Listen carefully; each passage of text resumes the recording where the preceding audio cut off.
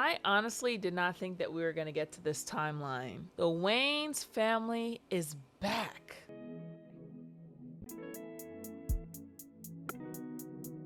So it's been announced that the Wayans family is making a comeback with their scary movie series to the film industry. I was just talking about how American Psycho that's getting rebooted did not need a reboot. I am such a hypocrite and I will willingly and gladly admit it. I am freaking excited and happy for this, okay? The Wayans family, they're just iconic. They have such an amazing, I'm just like laughing thinking about it. They have such an amazing sense of humor. They have so many iconic films: Scary Movie 1, Scary Movie 2, White Chicks, Don't Be a Menace, I'm Gonna Get You Sucker. I'm not gonna try and pretend like, oh, we don't need this. I am excited to see them come back and reboot this series because honestly, there is so much stuff in this modern age that needs to be spoofed, that needs to be made fun of, that needs to be criticized. Almost 2 years ago, I actually saw Shawn Wayans stand up here in Miami, and actually Shawn has been touring and doing comedy shows for years. I think Marlon has also been doing the same thing. Shawn Wayans' comedy show is so fucking funny, and I am of the crew of people that has a hard time deciphering whether Martin or the Wayans brothers is the best black sitcom.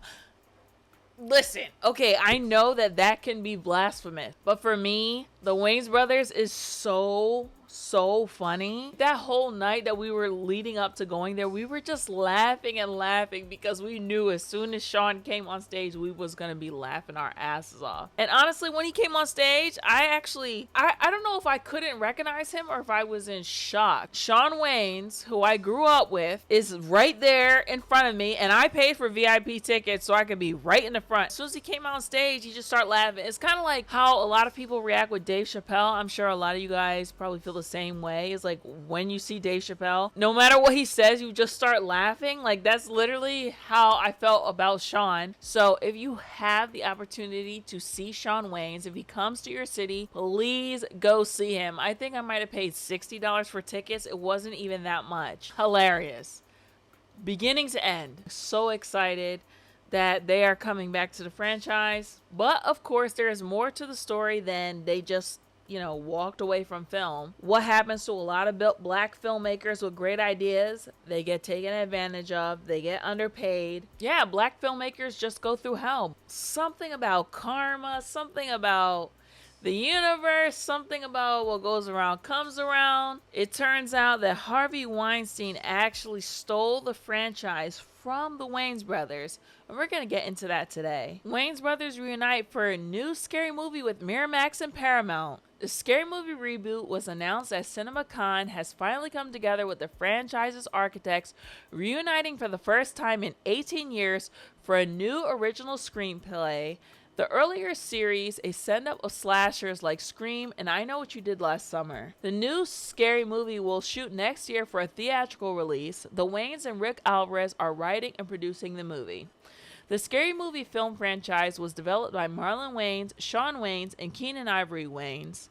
Keenen Ivory Wayans wrote and directed the first two films. Marlon Wayans and Shawn Wayans wrote and starred in the first two films. So basically, they all three of them wrote it, but just Marlon and Shawn starred in it. Miramax boss Jonathan Glickman exclaimed, "We are thrilled to reunite Scary Movie with the Wayans brothers, the brilliant creators behind the beloved franchise. The timing is perfect to bring back the series to the big screen, and we're lucky to have Keenen, Marlon, and Shawn's unique comedic vision bring it to audiences around the world."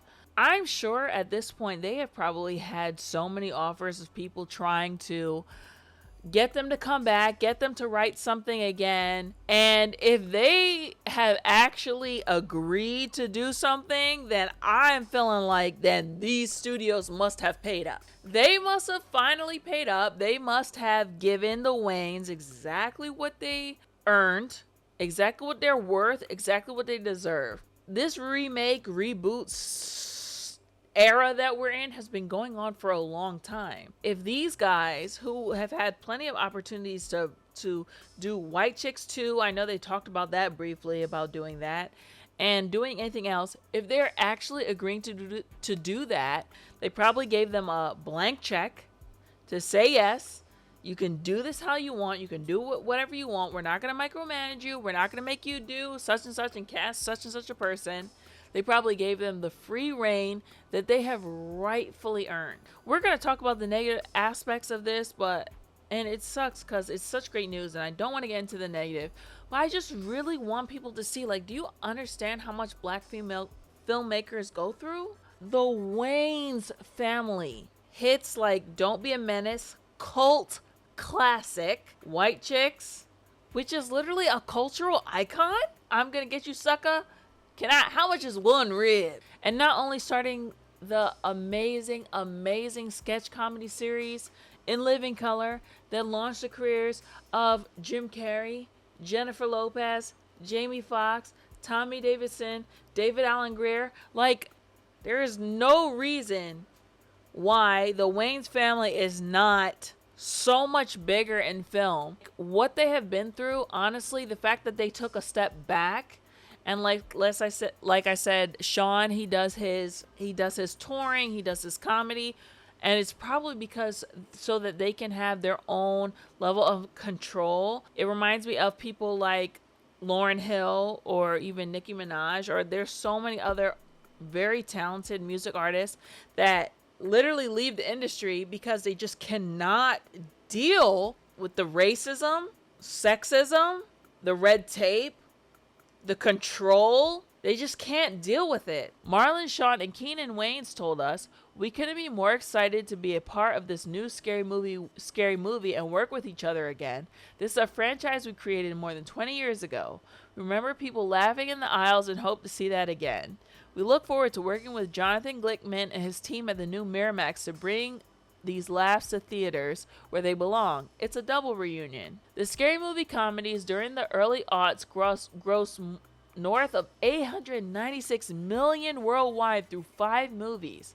Scary Movie, released in 2000, was one of the highest grossing R-rated horror movies of all time back in the day. The film opened to $42.5 million, which was the biggest opening for an R-rated horror movie and a black director at the time. Now, I feel like Marlon is the only one who has continued to make films on his own, for Netflix, for various companies and stuff. I'm not sure if his brothers have helped him write on certain things, but sometimes you just have to have all 3 people in a room to get that same kind of magic back, and I feel like they could do it. I'm looking forward to seeing what they do with this. Regina Hall is thrilled about the new installment of the Scary Movie franchise. The Wayans brothers are reuniting for a sequel to the slasher parody film, and Hall, who played Brenda Meeks in the first 4 films, opened up about the return of the franchise. "I'm just very excited to know that the Wayans, who actually started the project out of their idea, are back on board and at the helm again. I'm excited for them," Hall told a TV Insider. She continued, "We'll see if Brenda is in this new world. I'm thrilled at the possibility that the band could get back together again. That would be fun." Due to the first film's success, a sequel followed in 2001, 2003, and 2006. A 5th installment was produced in 2013, but did not include Anna Faris as Cindy Campbell or Hall in the leading roles. So Anna Faris would come back to Scary Movie, but there are a few conditions. Speaking to People, Faris said she mostly needs one thing: money. Honestly, I respect her just saying straight up, like, listen, I need to get paid to come back. I know y'all need me, and I need y'all, but y'all just gotta have to make sure that you pay up. And honestly, I don't feel like the movie will feel right without Anna Faris and Regina Hall. I really don't. Faris last appeared as Cindy Campbell in 2006 Scary Movie 4. Paramount announced in April that it's developing a reboot. She added that she would love to reprise her role if co-star Regina Hall, who played her character's best friend Brenda, would also return. "I would love to work with Regina again. I just love her so much," says Faris. "We would make each other giggle all day long. Regina Hall would be my answer, and money, but mostly all Regina. Times is hard right now. Regina Hall has been working since her Scary Movie days.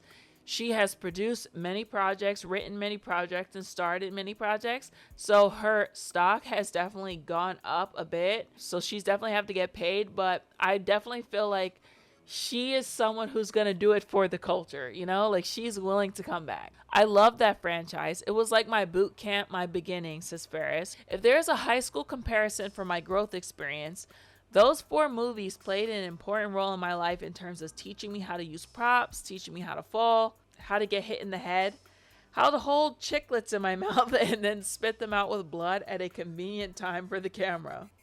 This is already a film that we're looking forward to that's going to feel very nostalgic. So they have to bring back people. You have to bring back Anna Faris. You have to bring back Regina Hall. So Anna Faris actually starred in the movies up until Scary Movie 4. But what we all know is that the Wayans brothers left after the second movie. Like I said, this is just another case of black people getting the shortest end of the fucking straw, of the fucking stick in this business. I definitely appreciate that Anna Faris said that money is a reason why she would come back and that she needs to be paid well. Hopefully it's not a situation where the Wayans brothers definitely came back because they're getting paid, and hopefully that they're willing to bring her back and pay her what she wants to be paid. But we got to talk about why the Wayans brothers even left the franchise in the first place when they're the ones that created it. Scary Movie's Marlon Wayans reveals how the Weinstein stole his franchise. Back in 2000, director Keenan Ivory Wayans, with a great writing assist from his brothers Marlon and Sean Wayans, launched Scary Movie to great financial success. The film was a spoof of popular horror films that emerged during the late 90s, such as Scream and I Know What You Did Last Summer. And the response was an overwhelmingly positive, so much so that a sequel was quickly released just a year later. When Scary Movie 3 came to fruition, fans were surprised to learn that the Wayans brothers were out of the franchise, replaced by director David Zucker and his team. Now, all these years later, Marlon Wayans is revealing how the franchise was stolen from him and his brothers, and how the studio used their pitch for the third film anyway. So they gave the film to David Zucker, who it seems like he's had some hits, comedy hits in the 80s. This guy, I definitely remember him from Scary Movie 4 or 5. So this guy brought his collaborators into the franchise. I don't know if it needs to be said about how icky and gross it is to have a franchise in a comedy series that was created by black people, black men, and that the idea that they came up with was taken from them by a studio held by Harvey Weinstein, white Harvey Weinstein, and then given to another white man to take over. It's just gross, man. It's literally gross. It's not like they were asking for anything unreasonable. So Scary Movie 1 cost $19 million to make and then ended up making $278 million. During an appearance on Shannon Sharp's podcast, Club Shay She, Marlon Wayans revealed that Harvey and Bob Weinstein took the franchise from us. Much of this was sparked by the brothers wanting more money for the third movie given the big financial success of the first 2 films. When the Wayans brothers pitched their idea for a third movie to the Weinsteins, Marlon said they go, "We love it. We're going to make an offer." Sadly, the Weinsteins offered the Wayans brothers the same amount they made for the first movie, and the brothers passed. So imagine their surprise when Scary Movie 3 was made and it looked very familiar. Marlon Wayans said the Weinsteins stole the idea for the third one. So they offered them what they made on the first one. So what they made on the first one was the budget was $19 million. Which we don't know if they made anything on the back end. So they say that when a movie makes 3 times its budget is considered a success, right? So if the movie was $19 million, it made $278 million. So that means that Scary Movie was very, very, very, very, very successful. Very successful, okay? Scary Movie 2 did not make as much money, which I find to be very interesting because personally, I remember Scary Movie 2 more than I remember Scary Movie 1. People quote Scary Movie 2 take my strong hand. Okay. So many times, there's so many iconic scenes in that movie. But it had a budget of 45 million, so they paid them more. And the box office turned back 141 million, which is basically 3 times the film's budget. So the movie was a success. It makes no sense why the brothers would get paid from what they made from the first one, except for the fact that the Weinsteins was trying to fuck them over. Evidence suggests that the Weinsteins wanted to get ahead of the Wayans brothers with Scary Movie 3. Some past assertions validate Wayne's accusation that the pitch for the third movie was stolen by the Weinsteins. David Zucker, who went on to direct the third movie, admitted to British GQ that he was essentially a hired hand by Bob Weinstein, and that he came to him with an idea stating, "We want to base the film on Signs and The Ring." You've seen those, right? As those who have seen the film know, the majority of Scary Movie 3's plot is centered around being a spoof of those particular films. Craig Mazin, who scripted the third movie, also admitted that the Weinsteins wanted the third movie to be rushed so that they could get out ahead of the Wayans brothers. Mazin was told, "I think the Wayans are going to come up with another parody movie. I need to have Scary Movie out before then." I mean, yuck, right? And you know what? Y'all don't understand how many times people's intellectual property gets stolen. I don't know if you guys remember the movies No Strings Attached and Friends with Benefits, how those movies came out like the same year. If you see a year that has like 2 movies that are almost identical, it's because the author or the agents of the writer shopped the movie around, and multiple studios was rejecting it, and one studio accepted it and another studio rejected it, but then they stole the idea and then made the movie anyway. Now, most people don't even bother to sue in these type of situations. They just take the L on it. Marlon clearly did take the L on that, and I think that they did receive a writing credit for the movie. And it's so crazy to think about the level of evil that one has to be in order to steal someone's intellectual property. Despite what happened with Scary Movie 3, when the Wayans was looking for a distribution for 2013's A Haunted House, he ultimately showed it to the Weinsteins. And it was clear they were still up to their old nefarious habits. Wayne said that the Weinsteins attempted to buy it and shelf it, and in a move that mirrored the Scary Movie 3 situation, tried to take the ideas that I had in A Haunted House and apply them to Scary Movie 5. Did not learn his lesson. Worked with someone shisty and still tried to work with them again. Because this is what happens when power is centralized into one place. If you get fucked over by 1, 2, 3, 4, and 5, where else do you have to go? You have to go back to 1, 2, 3, 4, and 5 again. And just pray that they don't fuck you again. Side rant. When you see the way people in this industry move, people like Harvey Weinstein and other people, Diddy, I think unhealthily about that. How much further would I be? How much of a better position would I be in life if I had a low moral compass? Morals do not get you anywhere in this business. But it's not even one thing to just not have, let's say, morals. You're willing to sacrifice your dignity to get money, to get notoriety, which leads to money. Which, let's continue the sentence, leads to improving the lives of your family, your friends, your children, etc. People always forget to mention that part when they talk about people with low morals. People who are willing to do anything. There's a lot at stake here. But it's one thing for me to like sacrifice my own dignity. It's completely another to fucking steal someone's idea.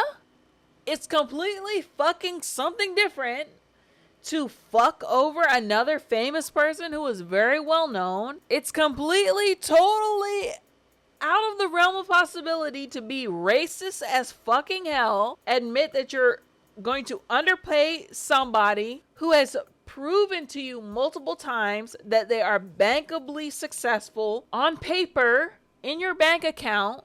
God, why did I have to want to be in this industry, dude? Why? some of the people in here are them wicked, them wicked, them wicked, them wicked. Miramax. Yeah. That's Harvey. What people don't know, that's Harvey. That was Harvey Weinstein's company. Harvey Weinstein and his evil, ugly brother Bob. I'm gonna have to drink on this, man. Scary movie that you guys got a really, really crappy deal out of that. I think in Hollywood you always get crappy deals. But that's not your seventh or eighth deal. Maybe your first one. I think the first one we got a crappy deal.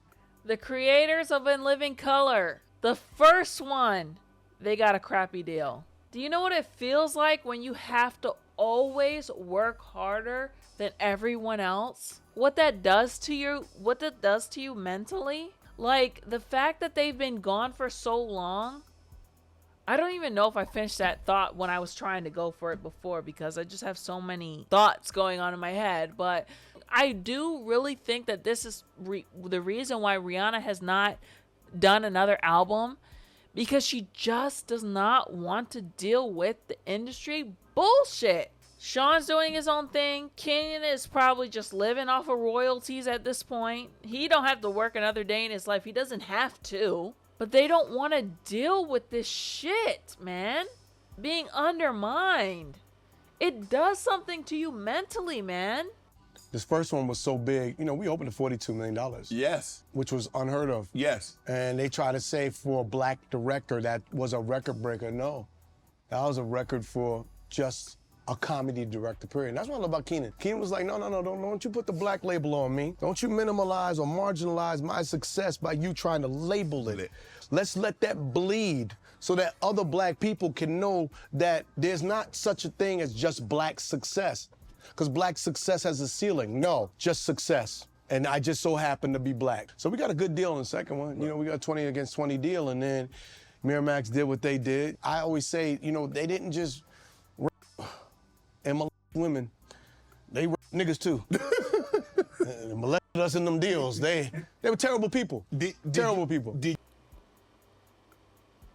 you want people to be successful, you don't use your weight to try and get something from somebody. You should want people to be successful for themselves, and the feeling that you get is the fact that you help nurture them and make them successful. All the toxic things that you did to me and my family, when you took the franchise from us, and then they stole the idea for the third one. Right. We as gentlemen, we walked away from the third one because it was like, well, first of all, they took it from us, put it in and gave it to somebody else because we couldn't make a deal. And they didn't even tell us. They read about it in the papers. We was like, okay, cool. That crapped out, because I'm gonna tell you something. You can try. You can't do Wayans shit without the Wayans. We have 200 years of comedy between me, Sean, and Keenen. Damon.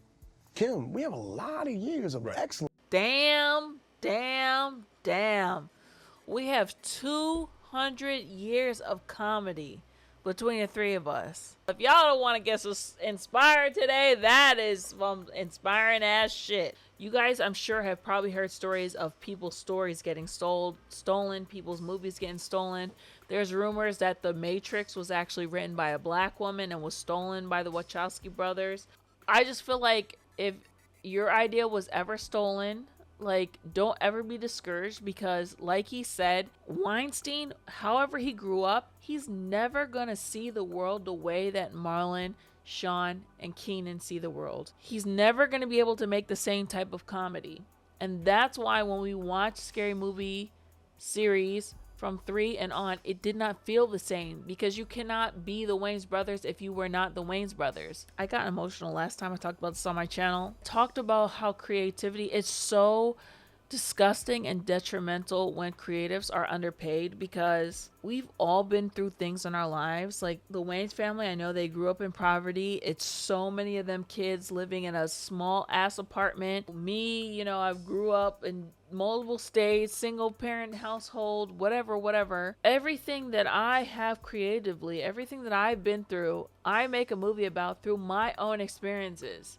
And then to have someone who, like Harvey Weinstein, who is literally a professional taker. If you're a distributor, you're a taker. You're basically like a mafia guy. You're like a mafia middleman. They're like a music label. A distributor is like a music label. Yeah, you're not going to release that album until you do it how we want you to do it. And so for them to take what the Wayans have grown up with, all their traumas, all their joys, all their laughter, all their sacrifices that made them who they are to make the things that they make, and then to underpay them for that, when you know that all of that matters, and the fact that there is also, it's wrapped in a racism wrapping paper, and the fact that entertainment and creativity is such, it's not even $1 billion industry, it's $1 trillion industry, and it's heralded by these thugs.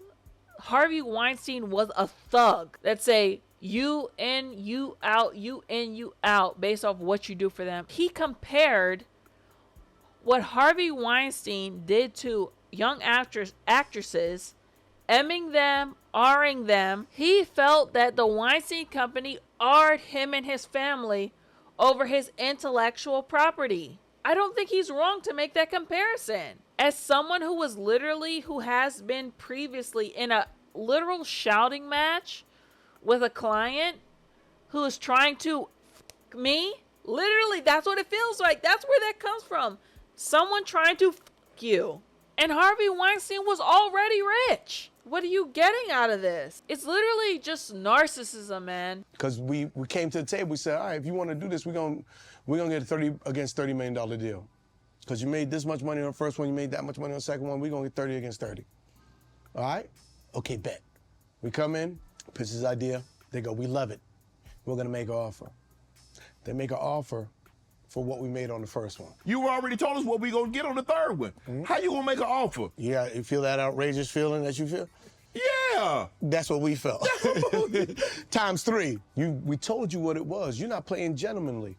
So we went and pitched that movie, and we pitched White Chicks. So then they come and go, okay, we're gonna come over the top, and we're gonna pay you, I think it was like a 20 against 20 deal, whatever. But you got that on the second one. 22 against 22. And we was like, no, we're gonna go do this movie with Joe Roth and Revolution. So they took the idea, they hired the Zucker brothers, and they brought them on to do Scary Movie 3 based on the idea that we told them. The first one, you could fool the audience. They see Anna, they see Regina, they're like, oh, okay. And then they get to like, hey, whoa, this don't taste like Wayans. And the fifth one, I was doing Haunted House at the time.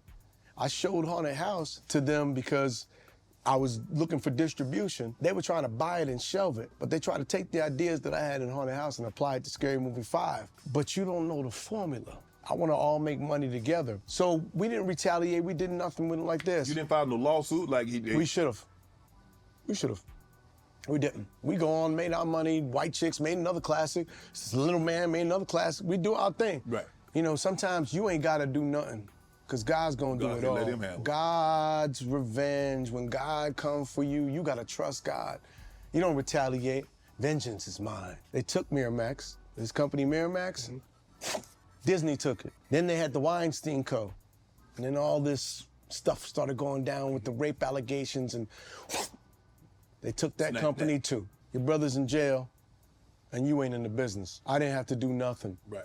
All you had to do was be good businessmen. Right. We asked for nothing. We did nothing wrong to you. We didn't ask for anything that we didn't earn. But sometimes they get mad that a black man has a nerve to ask for what his money's supposed to be. Don't you tell me what I'm supposed to make. This is what my value is. And if you want that, then you're gonna have to pay me what I'm worth. Make me want to cry, yo. You get older and you just get so emotional about shit, dude, for no reason. No, it's because literally this shit has real world consequences. Marlon Wayans is rich, right? How many black creatives? I'm sure other Asians, Latinos, whatever. We talking about black right now. But like, y'all don't understand, like, this is literally the difference between paying your bills and not. Paying your car insurance and not. You don't impress one of them people, you ain't getting a job. And it's very simple as like working on a local documentary, working on a local commercial, working on a couple days on a reality show. If you don't impress one of them, fuck you. Find another career. It's literally the difference between feeding your family. And it's so beautiful that karma really came around for Harvey Weinstein's ass. And I want to note the fact that they approached the Weinstein Company for what he said, Haunted House, that he filmed for $1 million, which is incredible, and then it made $19 million. The fact that they approached him again after they had already been fucked over. I don't want to hear nothing from anybody about, well, if he abused you, why did you stay? Why did you go back? Why were you at this party with him a couple weeks later if he did that to you? This man just sat up here and talked about how this company abused him, used him, accused him, and they still went back to them to work with them again. I actually talked about this on my TikTok, which if you don't follow me on TikTok, make sure you check below. I talked about the movie Blink Twice and how it was kind of triggering for me because in this business, sometimes you do have to work with people who are abusive towards you. And sometimes you will work with them again, and sometimes you will hang out with them and you'll party with them and you'll put your arm around them. Meanwhile, they're treating you like you're less than garbage. You know, life is not black and white. And you know, if someone like the Wayans family, who they also were wealthy, and the fact that they went back to the same company who screwed them over, who literally stole their idea, to try and work with them again to get them to distribute another one of their films again. I definitely can't believe I got emotional about that. But as much stuff as I've been through in the industry, somehow I've still managed to have some kind of like, it's like a string that's pulling me somewhere. Or as I compared it to, you're driving down a dark road and you have no clue where you're going. You don't have any lights. You don't have no street lights. You're just driving because you think that you're going somewhere. You think you're getting somewhere. You don't know how far ahead it is, how much further you have to go. But you're just trusting that, like, if I just keep driving, that I'll actually get there. And like I said, all these red tapes, all this bull crap that you have to go through in this business because of these people. Like, it does something to you mentally. Like, it really does. You know, like I said, he compared it to literally being R-worded. And it feels like that. I've said it before, I'll say it again. You're never going to find an ism in the club dancing alone. He's a racist, okay, as we've seen in this situation. And racists don't like dancing alone. They dance with sexists, which we've seen. He's a misogynist, as we've seen. He's an ageist, as we've seen. And we can go down the obias, the isms, and all this stuff. They never dance alone in the club, okay? So he was acting like that to them early on, only to be revealed the rest of his ists and isms.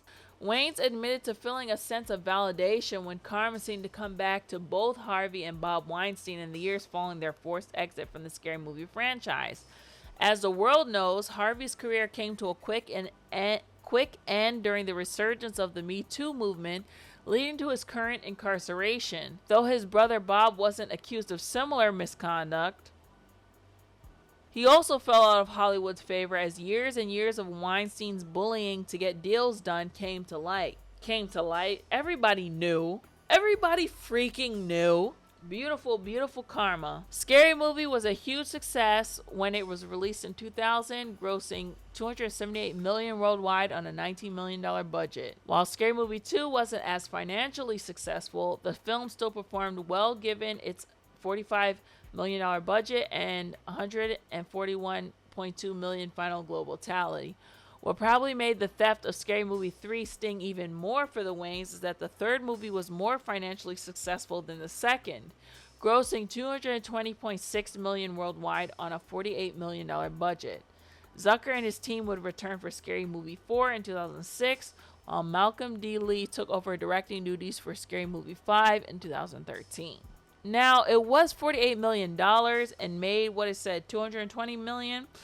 But there's so many factors and so many parameters that you just don't really... If I'm not mistaken, Signs, which the movie was based off of, Signs did really, really well. The movie may have been getting seen off of the clout of Signs from M. Night Shyamalan. And then also, just because it's a $48 million budget, we don't know how much they might have spent on marketing.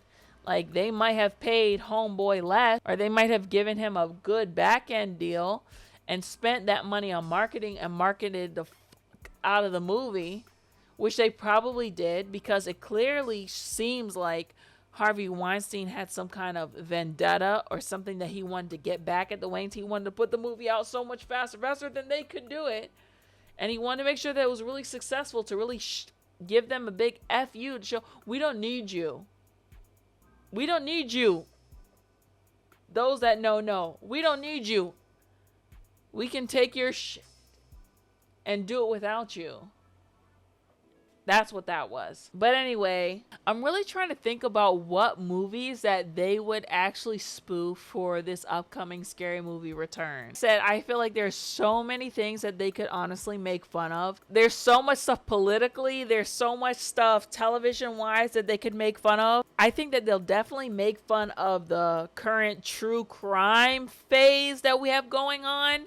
They might find a particular series about a true crime that they could do or incorporate. I think also that the rise in superhero movies would be something that they could spoof. It could also be a spoof on a spoof, that there's so many remakes right now that they could make fun of the fact that they're basically a remake. I could see the Wayans brothers doing that, like them being like super meta and like a remake of some kind. There definitely has been so many possession movies, but Marlon Wayans did do a possession movie spoof that was based off of Paranormal Activity, but it was like a black version, which was funny. They could make it based off of like the Insidious series with the astral projection, or someone being possessed. They could also do that. I mean, I'm thinking about the fact that it's based off of a horror, and Scary Movie 1 was based off of Scream, and I know what she did last summer and stuff. I think that there will be a true crime element, like a true crime spin-off element to it. Possibly Insidious. I'm trying to think whatever. Maybe some Annabelle. There will definitely be some Annabelle. I think true crime. There could be some true crime element. They might have like a little spoof of the Menendez brothers in there, or some of the famous cases. Jeffrey Dahmer. They might do something like that. I feel like there's something that is like, it's like on the tip of my tongue of wanting to think about what they could spoof off of. But if you guys have any ideas, please leave a comment and let me know what genre or specific movies that you guys think that they could definitely base this spin-off and spoof of. Well, other than that, thank you guys so much for watching this video. Please leave a comment about anything that you think I've said about Harvey Weinstein or Wayans brothers or black filmmakers or anything like that, or any questions you may have about the industry. Please leave them below. And make sure you like this video, share it with your movie-loving friends, your film industry friends, and I'll catch up with you guys in the next one. See ya.